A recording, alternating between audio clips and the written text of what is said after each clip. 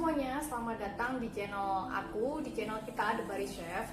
Di video kali ini aku akan share mengenai ada apa dengan suami aku dan aku gara-gara corona. Yang pastinya kita terpisah karena jarak, ya kan.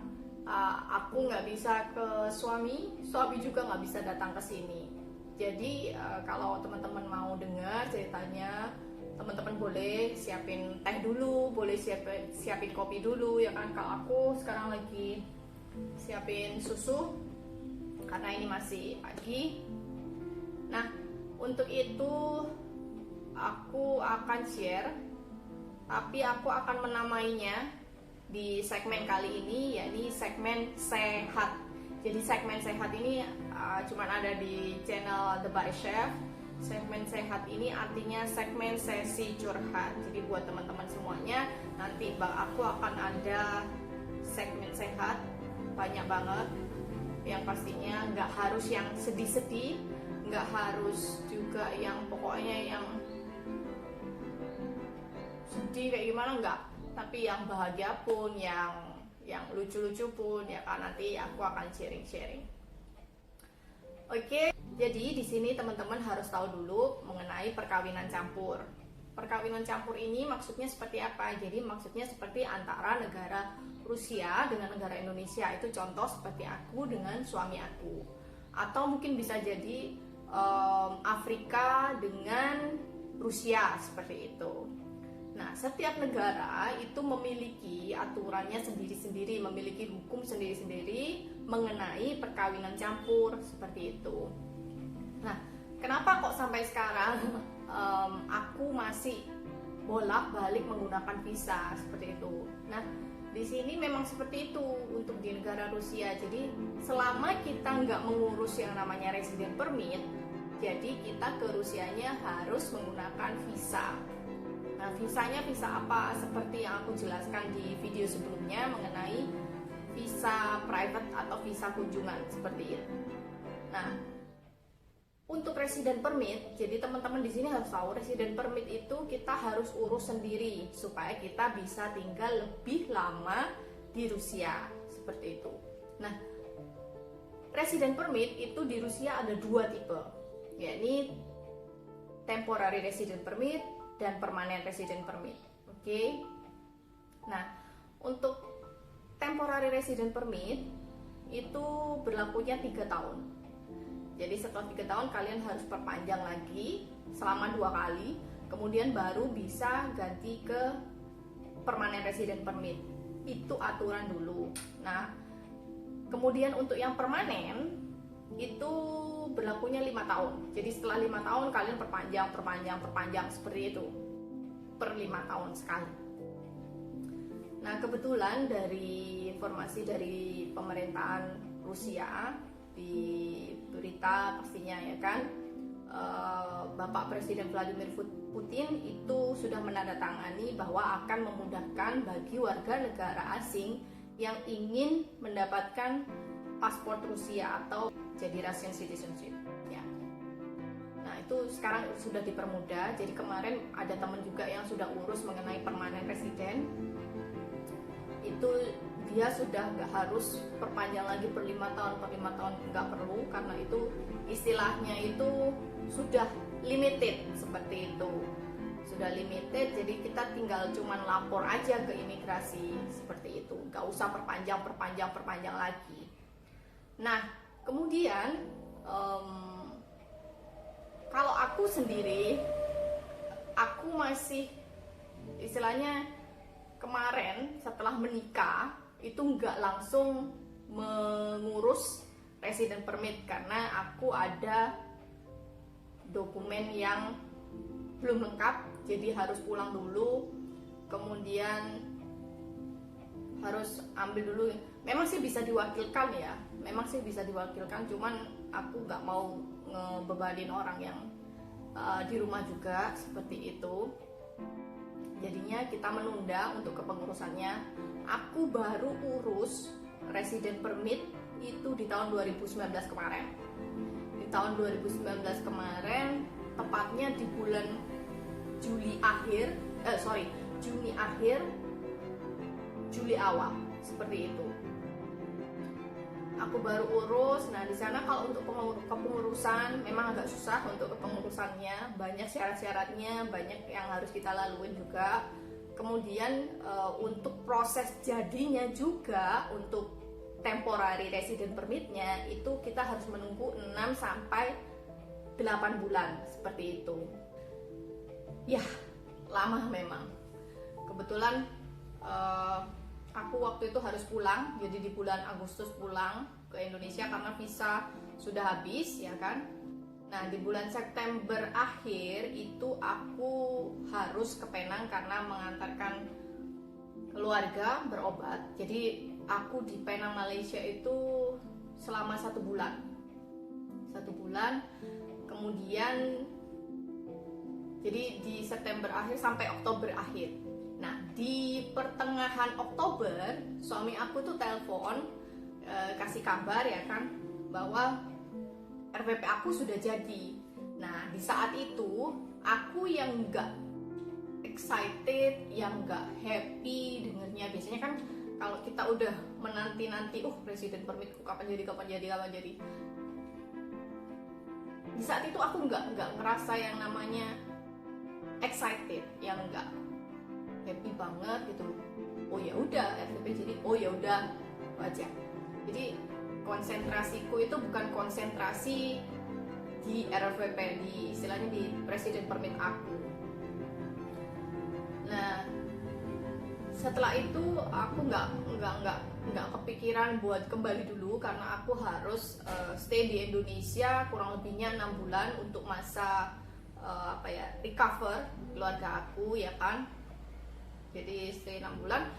Kemudian di bulan Desember 2019 sampai Januari itu suami dengan temennya itu datang gitu loh, datang untuk liburan. Ya sudahlah, aku pikir juga kenapa enggak untuk liburan, seperti itu. Akhirnya kita menghabiskan waktu bersama untuk memang benar-benar liburan, gak memikirkan yang namanya dokumen atau apa, jadi pure itu liburan. Have fun sama temennya juga, seperti itu. Nah, kemudian setelah Januari liburan selesai, suami dan temannya kembali ke Moskow. Aku tetap di sini dong, ya kan? Tetap di sini. Kemudian kita kayak menghitung, kita kayak arrange gitu loh, menghitung baiknya gimana, karena resident permit setelah jadi di tanggal itu jadi terhitung 6 bulan ke depan. Jadi selama 6 bulan itu kita harus ambil. Jadi kalau kelewat dari 6 bulan resident permit kita akan hangus, jadi kita harus urus lagi dari awal, seperti itu. Nah, kemudian setelah kita perhitungkan matang-matang kapan aku harus pergi ke Moskow, balik lagi ke Moskow, kapan aku istilahnya keluarga ini bisa ditinggal, ya kan, istilahnya sudah benar-benar recover, benar-benar sehat gitu loh. Nah, kemudian setelah suami balik ke Moskow, dia urus yang namanya surat undangan. Dan bulan Februari, akhir Februari tahun 2020 kemarin, aku datang ke Jakarta untuk apply visa Rusia, yakni visa private yang sebelumnya aku pernah jelasin di video aku sebelumnya. Di sana aku menghabiskan waktu seharian aja full untuk apply visa. Tapi waktu itu aku nggak yang stay lama di Jakarta karena di Jakarta waktu itu lagi banjir-banjirnya di mana-mana. Jadinya aku cuman ada waktu 1 hari semalam aja. Nah, kemudian setelah aku udah menerima receipt atau nota dari kedutaan, di sana tertulis bahwa pengambilan paspor dan visa itu tertanggal 17 Maret 2020, seperti itu. Nah, di situ kan aku nggak mungkin hanya untuk ambil paspor dan visa aja sampai datang ke Jakarta kan. Nah, kebetulan di sana aku ada sahabat yang biasanya bantu aku kalau aku memang lagi nggak bisa, seperti itu. Nah, jadi aku udah istilahnya udah arrange sama sahabatku bahwa dia bakal ambil visa dan pasportku di tanggal 20 Maret 2020. Nah, setelah kita arrange semuanya, sudah settle semuanya. Nah, antara istilahnya di bulan-bulan Maret, pokoknya mulai awal bulan Maret itu virus corona itu semakin jadi artis ya kan, jadi artis. Di mana-mana beritanya virus corona yang semakin hari juga bikin kita takut ya kan. Di situ mulai adanya penutupan dari pihak negara China kalau nggak salah ya, mungkin bisa dikoreksi kalau nggak salah. Awal itu Cina menutup border, kemudian disusul Jepang dengan Korea.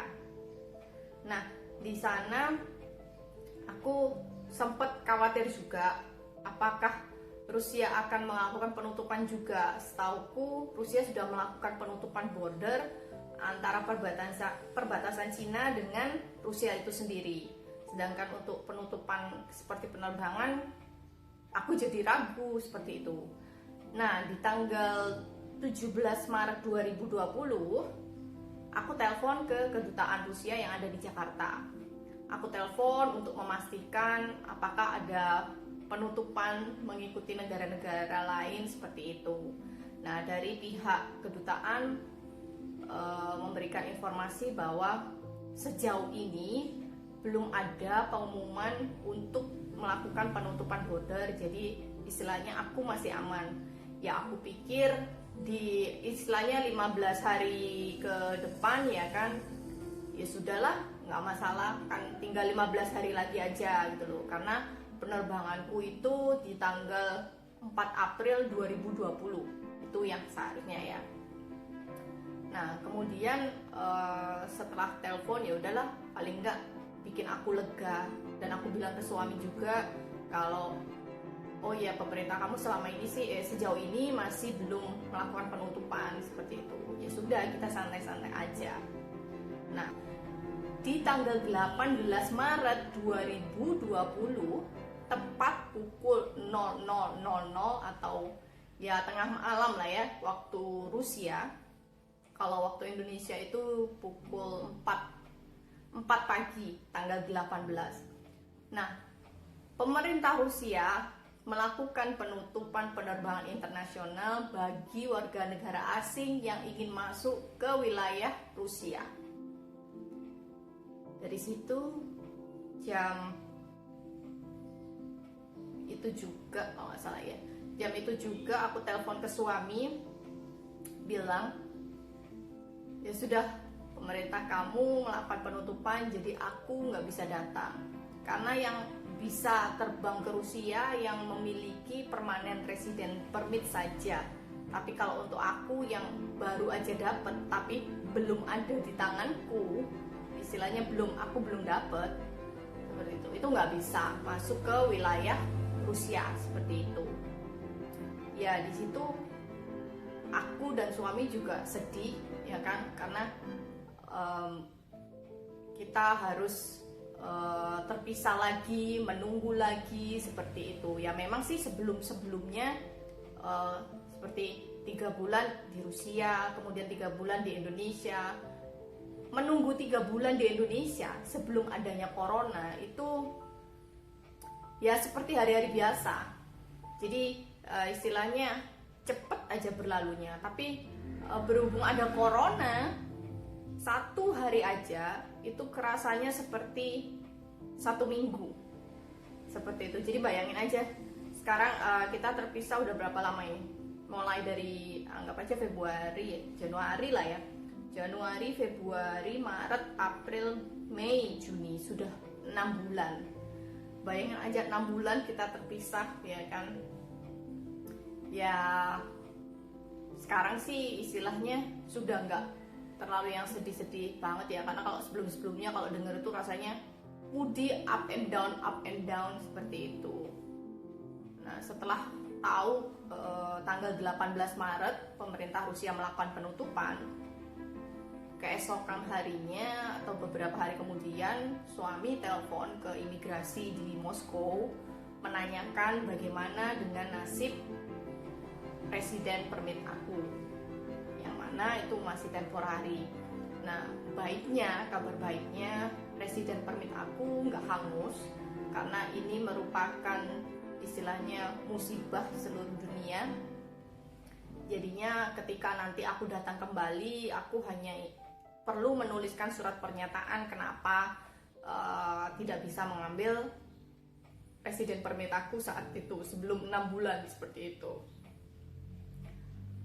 Setelah selesai kepengurusan mengenai imigrasi menanyakan perihal ini ya, presiden permit aku sudah selesai. Yang kedua, kemudian kita telepon di pihak penerbangan karena kita udah beli tiket, pihak penerbangan, yang akhirnya setelah 10 hari kita dapat keputusan bahwa kita dapat voucher. Vouchernya itu berlaku 1 tahun dari tanggal terbitnya isu. Jadi aku bisa terbang kapan aja seperti itu.